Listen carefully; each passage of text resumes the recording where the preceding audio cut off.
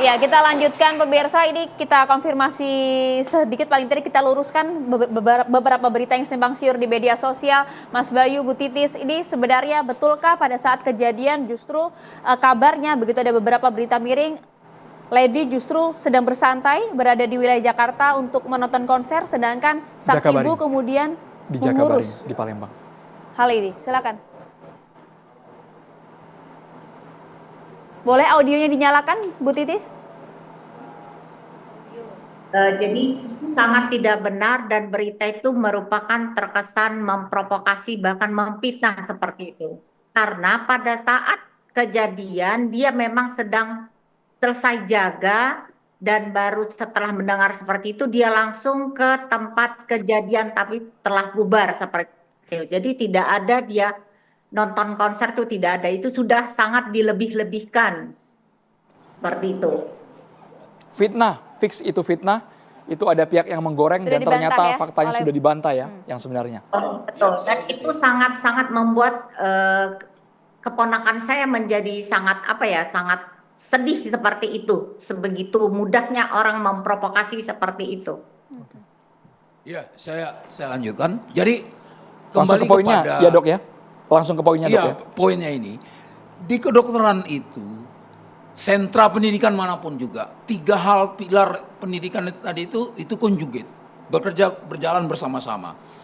Attitude, etika, kemudian yang kedua adalah disiplin, kemudian baru kompetensi. Nah, disinilah peran, kalau kita mau ngambil tentang jadwal jaga, disinilah peran pengaturan, seperti yang dikatakan Eva tadi, pengaturan penempatan, bukan hanya jadwal, ditempatkan di mana, sama-sama di pediatri, di anak misalnya, ditempatkan di bangsal becek, dan seterusnya, ditempatkan di tempat yang paling susah, di bagian anak itu misalnya kalau bagian anak, lalu perkara jadwal jaga, selama itu terkendali, seperti dikatakan Niko tadi, itu ada jenjang, bukan hanya ketua koas, lalu ada sampai terakhir nanti di KPS-nya.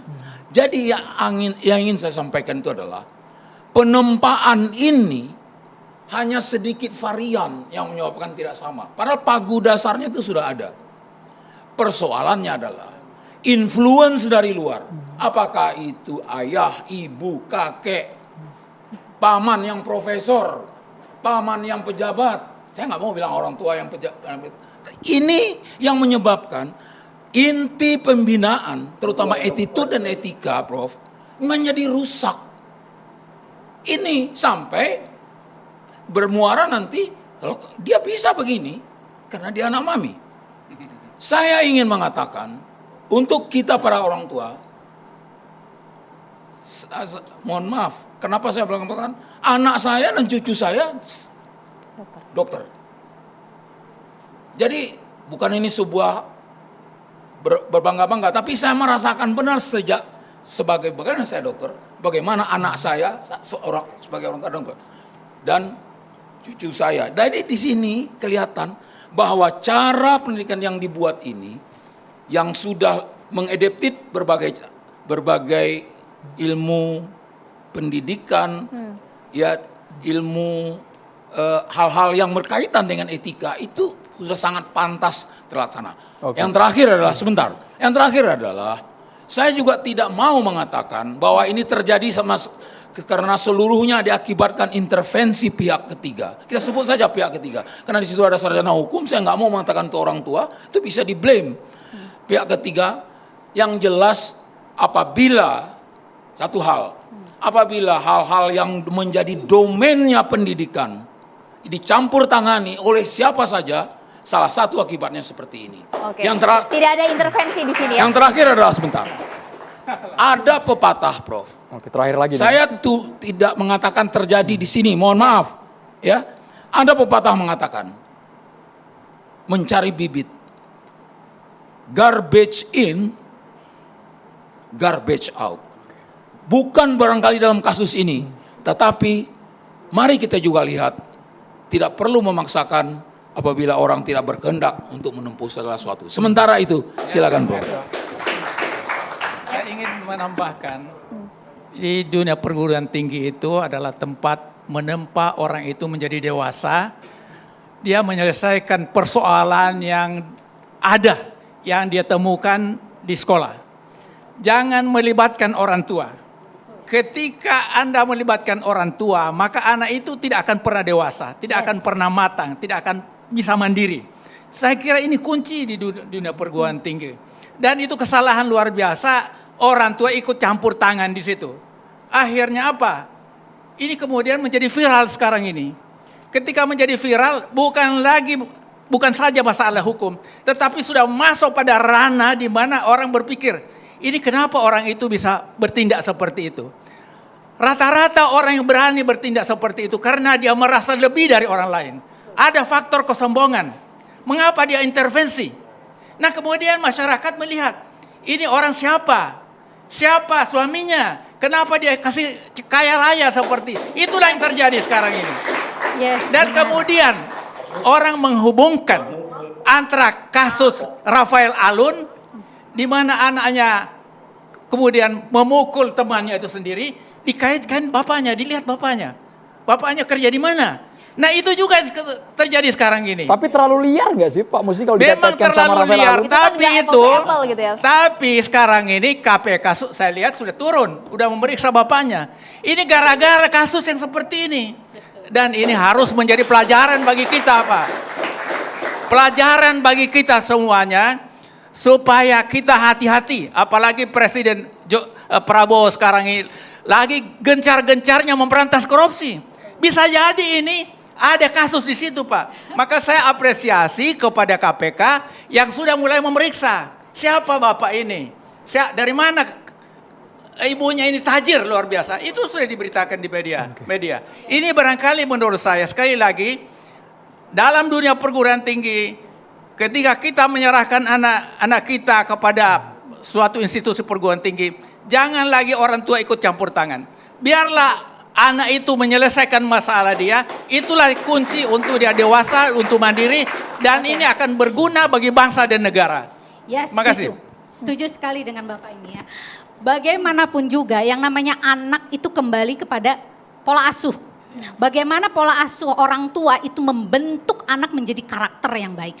Karakter itu kenapa? Yaitu karena pola asuh orang tua yang tidak konsisten dalam menyelesaikan ini.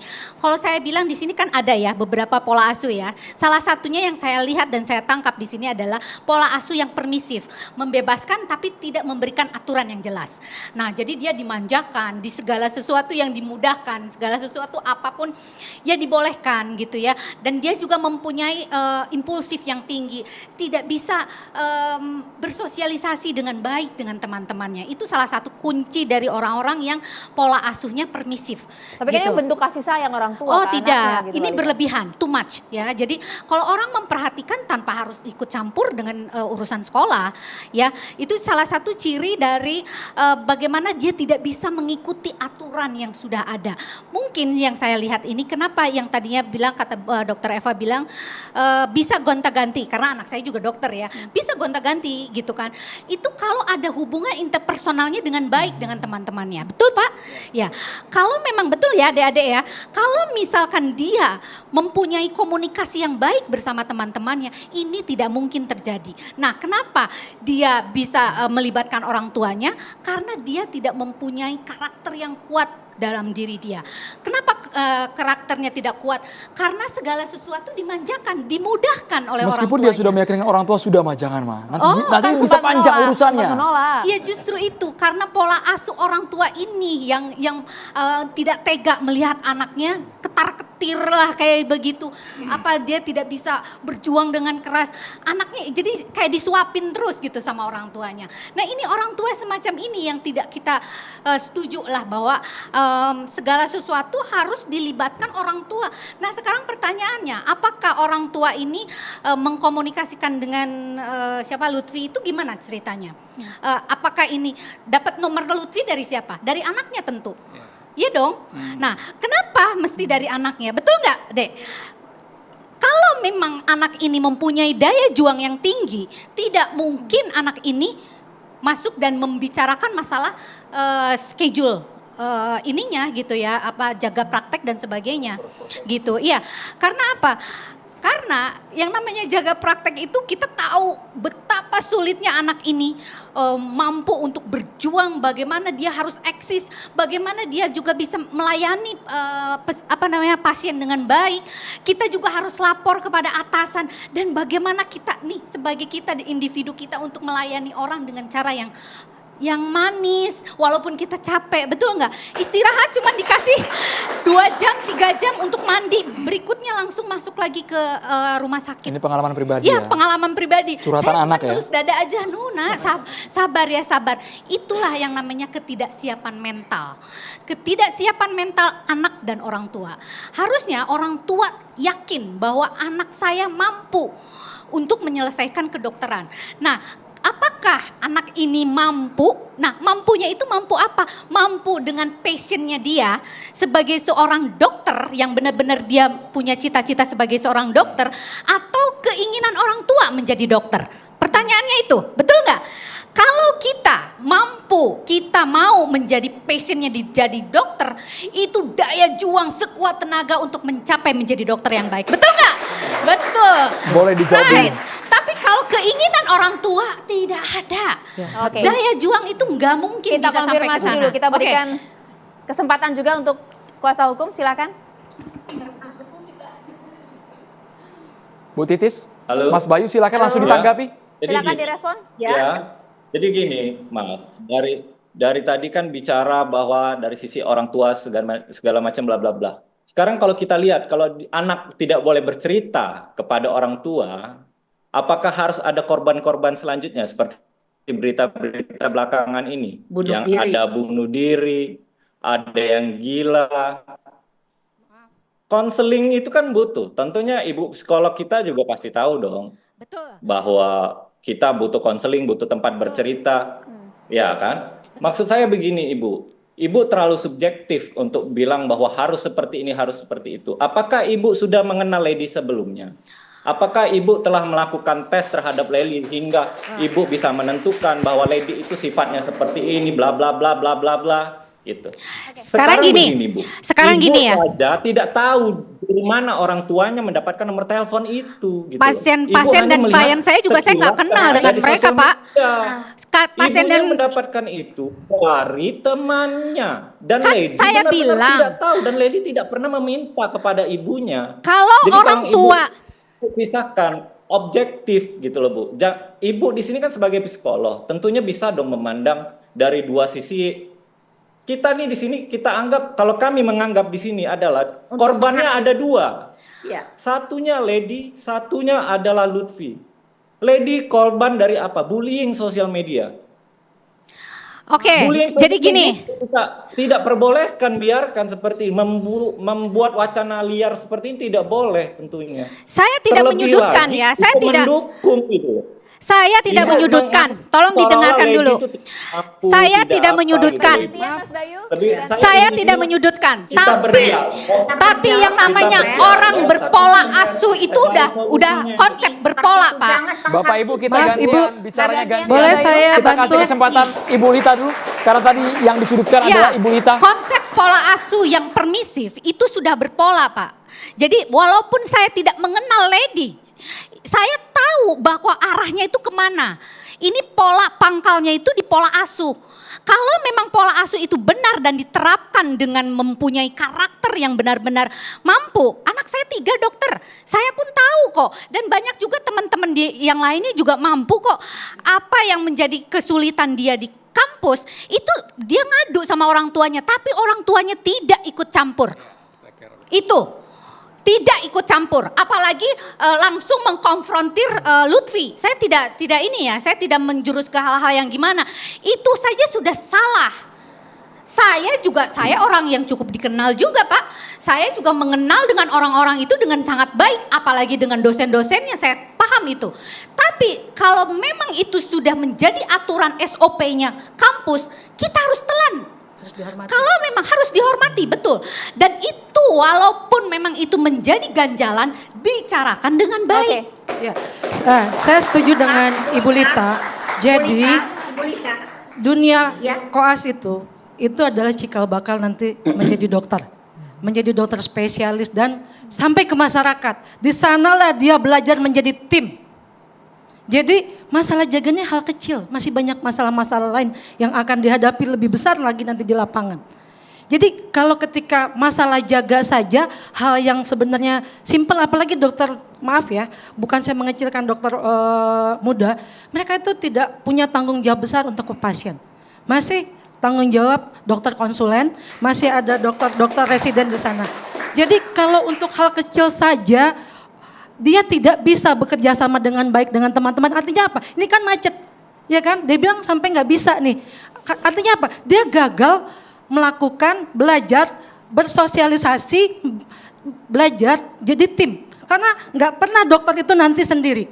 Saya nanti dokter paru, saya butuh dokter jantung, saya butuh dokter bedah. Saya harus belajar menghormati, belajar mengikuti aturan, dan saya harus kuatkan fisik dan mental. Jadi dokter itu harus kuat fisik dan mental. Fisik, kita harus kuat, siap 3 hari tidak tidur. Kita harus siap bahwa kita, teman kita sakit, kita harus siap maju. Teman saya tidak ada, kita harus siap 3 hari. Siap meninggalkan semua. Jadi dokter Eva, fisik, saya ingin tambahkan. Ya, mental juga Prof. Ya, saya ingin tambahkan bahwa sebenarnya ada 2 masalah di sini yang menjadi kelemahan dari Ledia. 2 masalah, hanya 2 masalah. Pertama Sesaat lagi itu, dijawab, kita harus jeda hanya catatan demokrasi iya, Pak Musni Nurmala.